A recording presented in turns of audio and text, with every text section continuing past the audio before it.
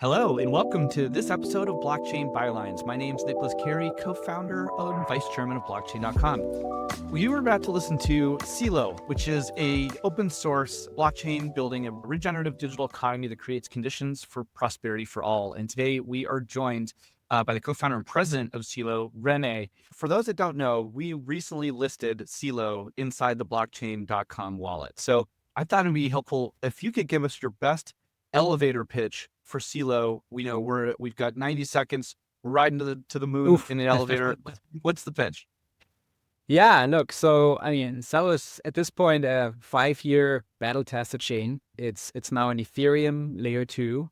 And really, I think throughout its history, it's been frontier tech, right? And all that in the service of really enabling real-world solutions, financial tools, particularly for global markets, features like, fast, kind of 1-second finality, super affordable transactions, super low fee, tenths of a cent, and a bunch of advanced features like fee abstraction, which are really useful if you want to power payments use cases or, micropayments.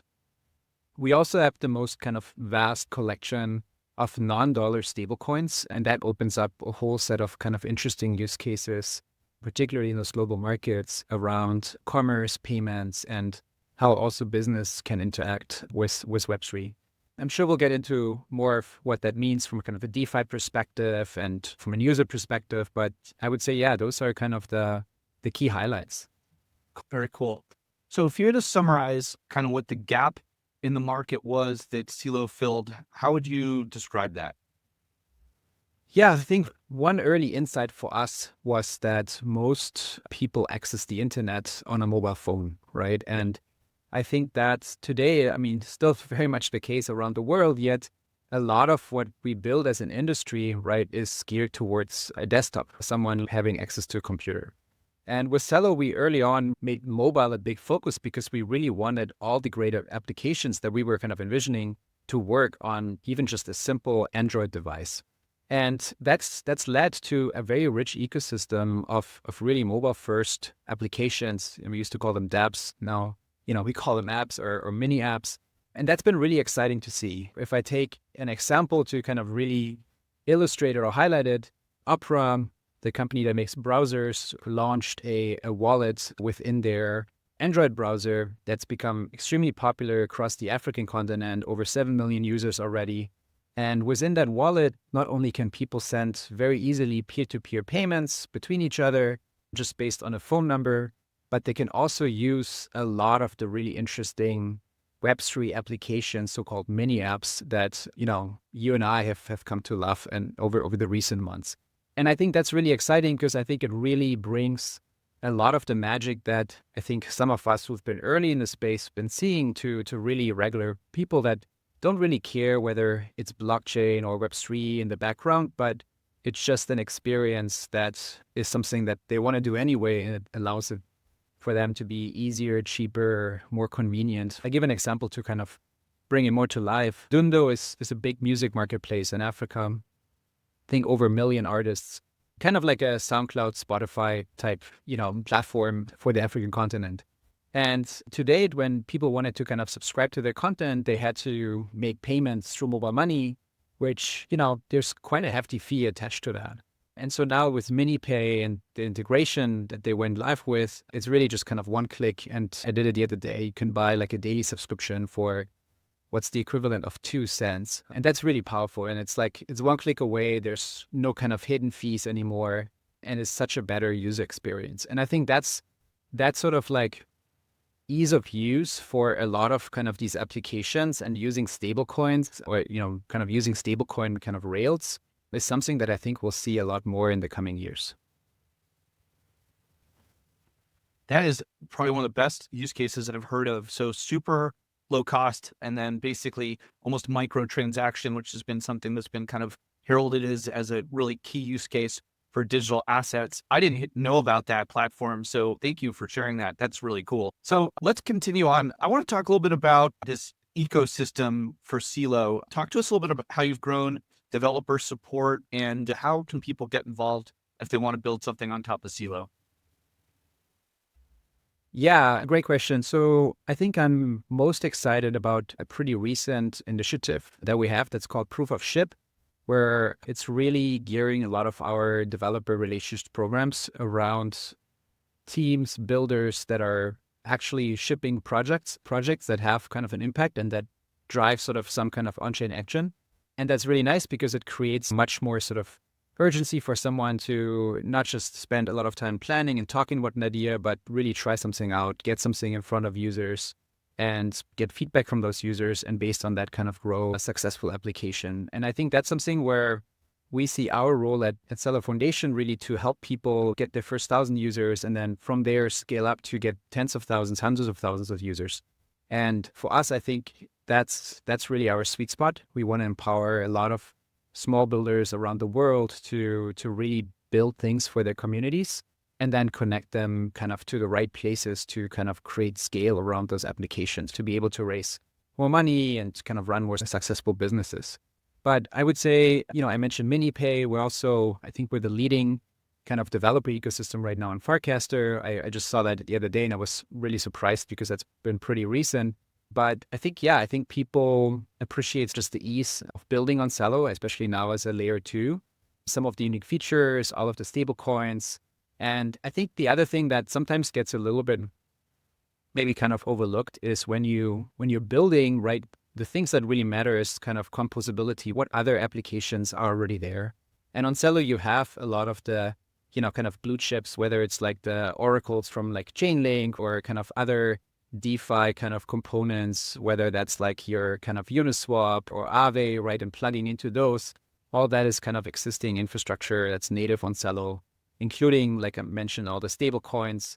Of course, then the big question is always, well, it's great that you have all this on chain, but my users, they don't have wallets yet, right? They're not on chain yet. So how do you bridge that gap? And so we've invested a lot in on and off ramp infrastructure. So whether you're in Manila in the Philippines or in Nairobi in Kenya, how can you within, ideally 30 seconds, less than a minute on ramp from your local currency, whether that's kind of in a mobile money account, in a bank account, from a card, to an on-chain stablecoin, and ideally also off-ramp, and do all that without spending fees, ideally, right? So I think that's something that's been a bit of the gold standard and sort of kind of North Star goal for us. And in many markets, that's the case now. So you can really seamlessly and very quickly go kind of on-chain and back off-chain. And I think that's really powerful. And I think that also is kind of a thing that's enabled a lot of the recent growth that has propelled. I think right now we're always in the top 3 of chains and ecosystems in terms of daily stablecoin users. And I think that's a testament for those little unlocks, which from a technical perspective are not maybe that difficult, but definitely a non-trivial unlock in terms of user adoption. Yeah, I think making things and building features in ways that basically hide all the complexity and just give people the value, which is instant payments, low settlement times, et cetera, are just fantastic. And I'm excited to see all the things you guys have built. If you were to invite some projects, developers, or entrepreneurs to Celo, what would be some things you would be hoping they might consider to build? Or do you see some gaps in the ecosystem today that could be filled by some entrepreneurialism? One thing that I'm personally very excited about right now, I don't know if you saw that, there's a kind of a new primitive that kind of recently launched, Self Protocol, which we actually helped kind of incubate from the Celo side, but now sort of in its kind of own independent protocol. That's a ZK identity protocol that leverages, for example, the biometric chips in passports and ID cards to let users create kind of disclosures that can be shared with applications about, identity information about themselves. So for example, say you're building a dating app and I'm a user, right? And I don't necessarily want to upload my ID or my passport, right, to sign up to prove that I am who I am. But I do kind of agree that it makes sense on a dating platform for people to have some way of proving their real age, right? Especially prove that they're human. And today that's becoming a massive issue, right? Like deep fakes. Who are we even talking to, like a real person, right? And so we're really excited about self.xyz is kind of the website is already live as kind of a protocol, and a bunch of people have been integrating it, but it opens up a whole new set of use cases. And so the things that we had in mind when we kind of got it started were kind of just based on the feedback we had been getting from our community. For example, people wanting to do airdrops and wanting to make sure that they can make those airdrops OFAC sanctions compliant, but not really require KYC, right? So that was kind of one key thing that kept coming up over and over. However, now with Self, some of the kind of interesting, fun ideas that we've seen is people thinking about, for example, launching even meme coins that only people can claim, that, like, say, like a Nic meme coin, but your passport has to say Nic or Nicholas as your first name, right, in order for you to be able to claim it, right? And so you could do really interesting things. Cool. And because you can do these selective disclosures, you don't share anything but, a yes, no, whether your first name is Nic. And I think that opens up all kinds of really interesting new use cases. But you're right, obviously, the kind of the proof of human or of unique human topic, and we're seeing this, I think, was also the success of, for example, World is going to be increasingly something that is going to be kind of part of every developer's thinking as they're building these new applications. That's very cool. Very, very interesting as well. So let's talk a little bit about one thing. I get a lot of new users in crypto always ask me, well, what's the difference between this token and Bitcoin? I've heard Bitcoin has a limited and fixed supply. I think I understand mining a little bit. How do the economics of Celo work? What's sort of the tokenomics, if you will, so that people can understand how it's distributed and where it comes from? So Celo also has a fixed total supply. So it's kind of a deflationary token. The really nice thing about becoming a layer 2 was that the token economics actually changed, even kind of became more positive because of the way kind of a layer 2 works versus like a layer 1 that has its own validators, right? There's a bunch of actually improvements for the chain that are possible. And so as part of the layer 2 transition, there was something that we kind of termed the Great Celo halvening, whereby the inflation on the token reduced from about 2% to around 1%. So kind of a really like a kind of a halvening, which I think is kind of really interesting, right, for token holders in terms of there being a lot less sell pressure on the token, given sort of the reduced kind of supply coming online per year. I think at this point, Celo is, if you compare it to a lot of other tokens, it's kind of interesting because like I think a lot of kind of more recent debate around tokens was sort of, oh, here's kind of a relatively low float and then kind of high FTV. And in Celo's case, like the platform has been sort of live for over 5 years. Tokens are all kind of distributed and unlocked and vested, right? And so there's really kind of an open market where the project is at this point really kind of decentralized to a very large extent. And you see this in governance too, where different groups have come forward and have put proposals, have taken up really also quite a bit of responsibility in driving key ecosystem initiatives. So for example, at the foundation, we don't run a grants program, but that's something, there's kind of a separate entity in the ecosystem that's not connected to us, that's taken that on and it's doing that on behalf of the community and reporting out to the community about how that's going. And that's just kind of one example. There's a bunch of really different kind of similar ecosystem funded initiatives through governance, right, that basically then help grow the ecosystem, which I think we got a lot of inspiration in when we were setting this up from Ethereum itself. But it's awesome to see how just 5 years in, this is already taking such shape. And that gives us at Foundation really a chance to say, okay, we, like with proof of ship, let's focus on areas where we feel like we can uniquely support the ecosystem, but then also bring ecosystem partners in to make those initiatives as successful as possible. So from a token perspective, the main purpose is for people that kind of stake the token, earn some staking yield, to then also participate in governance, right? And really decide not just some of the technical features, like the transition to becoming a layer 2 was something that was kind of all done through governance. And then the core team at CLabs executes that. But also, how is the Celo treasury allocated? Where does that money that's in the treasury goes to? And I think now with the halvening, there's a significant amount of Celo that is yet to be allocated in the future. And so pretty exciting time, I think, also for people that are new to the ecosystem to come in and become active in the community. And that's something that we're now also kind of post L2 transition are really excited to support. Yeah, I think it's something most people probably don't realize is just sort of the maturity of it, actually. There's so many new projects that come forward and promise a lot of things, but actually looking at ones that have achieved sufficient decentralization, use cases in frontier emerging markets, on cell phones, with stable coins, low cost, low latency payments, and more. I think that's a real testament to having great governance and having great execution. So well done on that.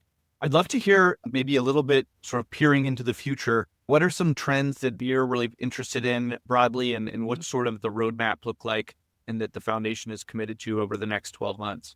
When it comes to the roadmap and kind of where we want to go as an ecosystem, that's really something that we're trying to co-create together with the community. And actually, like, one thing I will maybe just add to the last question, for anyone kind of interested to learn more, I really encourage folks to go to the forum.celo.org, and see kind of a lot of the discussions. You have also some of the big kind of stakeholders in the ecosystem, like Opera, I mentioned them earlier, but they've disclosed that in their posts as well. They hold Celo for the long term, and they're building on Celo. And I think it's kind of interesting to see that when they kind of do something, right, they put forward like proposals as well, and people react to that, and together with the community kind of end up, making changes and taking that feedback and kind of aligning. And so I think that's something that I personally think is pretty exciting. So my invitation, both for individuals that are looking to kind of join the ecosystem, but also for big companies all the way to big public companies, that's something that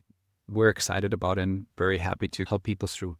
But yeah, in terms of the roadmap, so on the technical side, C Labs, the core team, just published some of the things that they're excited about for community feedback, which includes the integration with EigenDA v2, which is something people have been pretty excited about and should bring stronger performance.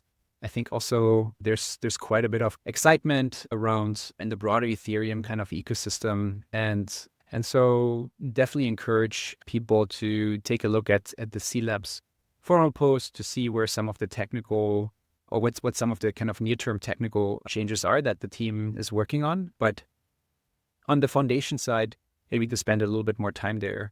I think we're putting this a little bit into historic context. We're coming out of what I would say the first 5 years of the protocol, which is really a lot around just establishing a foundation. And that's the basic plumbing almost, right? It's like, okay, the chain's working. It's like whatever, almost 800 million transactions processed.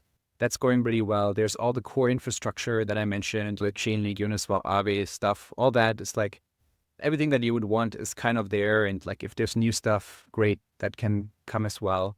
But I think the next 5 years, and I put out this kind of vision 2030, trying to look 5 years ahead, which in crypto is impossible, right? But just based on where we've come from and where we want to go, we do now see this kind of next phase, a phase where a lot of the things that in the first 5 years, really some of the key building blocks were maybe missing or we're just kind of getting tested right now. It's about really scaling that up. And your point is right here too, that it just made like oftentimes like people, there's a lot of new stuff always coming, right? And people, especially in crypto, will always be excited about what's the next big thing, right? What's the next new thing? But I think, and we're seeing this also with some of the other projects that have been around for a few years, right?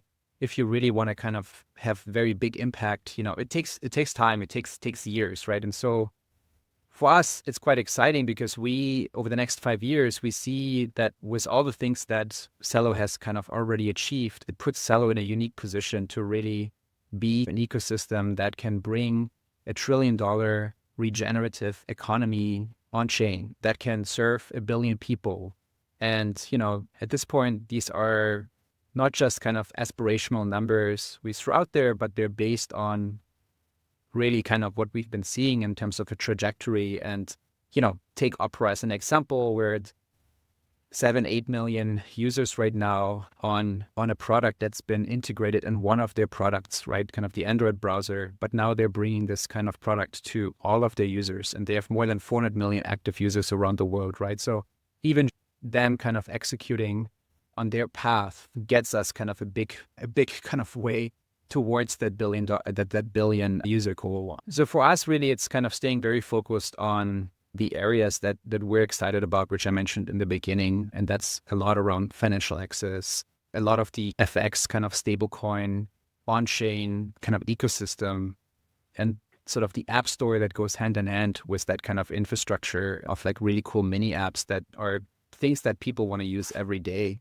And yeah, it's maybe not the most exciting in terms of new things, but I think we have yet to see kind of a mini app consistently having tens of millions of users. And I think that's going to happen in the next 5 years. And we want to lead the way on that. Yeah, those sound like strong real world use cases, though. I think sometimes people in the crypto space are off a little too far in the science fiction and not necessarily in what would be necessary today. So it's really encouraging to hear about that work with the Opera browser and more. And I think that vision where things are happening in niche markets that are useful for groups of people, especially in places where there's not great financial infrastructure, make it more inclusive, accessible, better, cheaper, faster. All those things are really great to hear. Well, thank you so much. I wanted to shout out the forum. So forum.celo.org. That's where listeners can go to follow the projects that are being worked on, governance, community announcements, and more. And then I wanted to give you a quick opportunity, Rene. Is there anything else you wanted to leave in the heads of our listeners before we conclude today?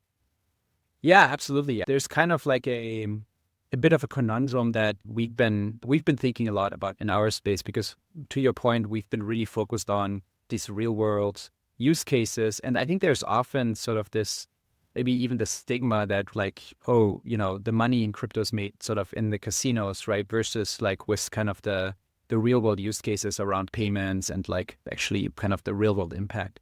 And I think that's something that I think our community is really starting to prove wrong. I do start seeing kind of a flywheel where even just looking at Celo fees that have been going up consistently over the last year as kind of activity is picking up, it's really exciting for me to see, because when we talk about kind of regenerative economies, we're talking about, okay, the growth of these kind of economies leads to more investment in public goods that then can support these kind of economies. And I think that's something that we're really starting to see at kind of an increasing scale. And I think that's really powerful, because it really means that people that are aligned around sort of that kind of vision of actually creating this positive impact, right? They can do so. They can have applications that make money, that are sustainable, but that also create these kind of public funding elements. And I think that's something that personally I think is going to bring a lot more great builders into the space that maybe today have been a little bit more scared because they're looking at Web3 and they're saying, oh, this is just for speculation, but it's really not. And I think that's very encouraging. Yeah, that is a great summary. And I appreciate that perspective, almost like a humanist economic model. So congratulations on that. I think what you're really talking about too is the sort of network effect of adoption that's happening organically, and partially because there's value being generated and created, as you described, in a regenerative way. So that's one of the real promises of crypto. And I think obviously the Celo team and Celo Foundation are, really leading the way on that. So thank you very much. Really appreciate you coming on today and beaming in. So please remember to subscribe to our channel and leave a review if you enjoyed today's episode. I want to thank Rene for joining us. And until next time, I'm Nic Cary on behalf of the entire Blockchain.com team. Thank you for tuning in. Thanks, Nick.